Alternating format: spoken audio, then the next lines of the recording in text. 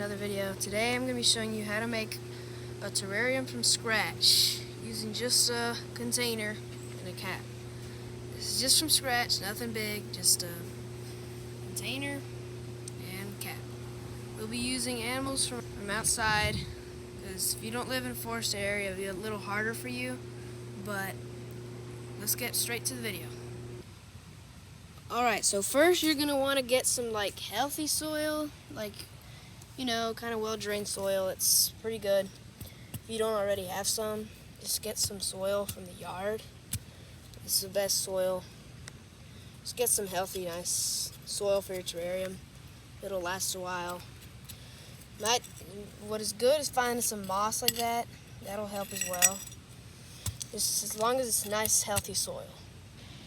Alright, so you're going to want to create a landscape. So you don't have to do this, but it would look nice for the aesthetic, Just put in, put some higher ground, kind of a slope. Keep it nice and, patted down. And your terrarium should look like that. Alright, so next you're going to want to have some nice healthy plants. So here's some, I forgot the name, I think it's some duckweed, no, not duckweed, but this is the plants that you kind of want to aim for. Plants that would do well with humidity, moss, really kind of plants that that would have good tolerance with. Alright, this area here would be good for plants. You got some little ferns, you have wild strawberry, and you have just assorted of different kinds of wild plants. So here would be a good area because these plants, strawberries will provide fruit, and they're not as much rooty plants. So we'll use some of these ferns in our thing. Alright, so this is what you want for your terrarium. Should be nicely decorated. You can find more plants, but this is probably about the max, considering that these things will grow. So this is pretty much all you want, and yeah. Now for the housing part. A lot of people may think that this is not a big deal, but when you think about it, these animals aren't going to have a home with just plants. So what you really want to have are little rocks that they could burrow under. So I'm going to put one in the front. Also, another way is you can put sticks in here. Because when you look inside of a stick, they get decomposed, and these little animals can make homes in these small sticks. So there's little holes. So this one's already decomposed. You wouldn't really want this. So what we'll find is a bigger one. Alright, so now that it's decorated, now you see there's sticks in here, logs, little rocks, little branches, everything. This will help with housing in the animals and the way stuff decomposes in the habitat. Something that will work really, really good and is very popular in terrariums is moss.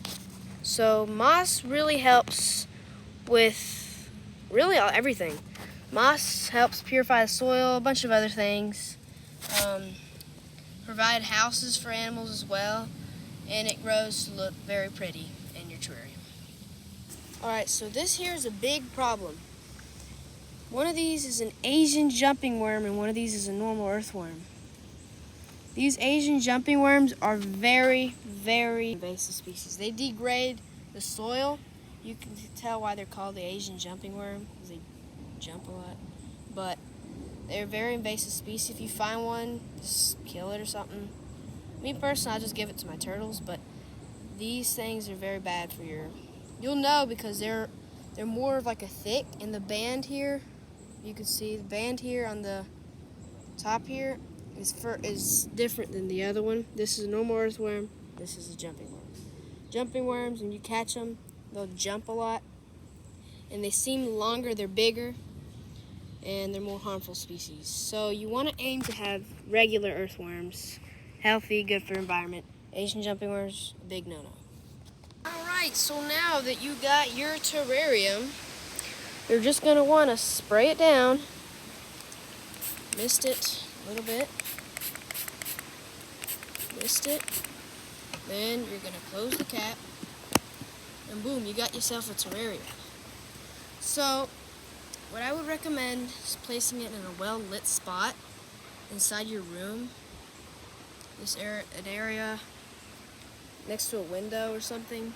Not full sun, but to get at least some sun. Like well lit. A great spot to have a terrarium is somewhere like this, well lit area that is partially in sun. And this would be a perfect place for a terrarium. If you have any problems with your terrarium, feel free to watch like more expert videos. And it might be a problem with your soil, or maybe you had some issues with nitrate stuff with your soil. And yeah, and we'll be making checkup videos on this terrarium probably every month or so on my channel, so make sure you tune in for those. So next month we'll be making a checkup video, see how much this thing has grown, what has changed, and different things. Thanks for watching the video. Make sure to like and subscribe. I'll be posting a lot of different kinds of videos, gaming, tutorials like this, gardening stuff, animal stuff, and my turtles. So just make sure to like and subscribe, and thanks for watching. See you in the next video.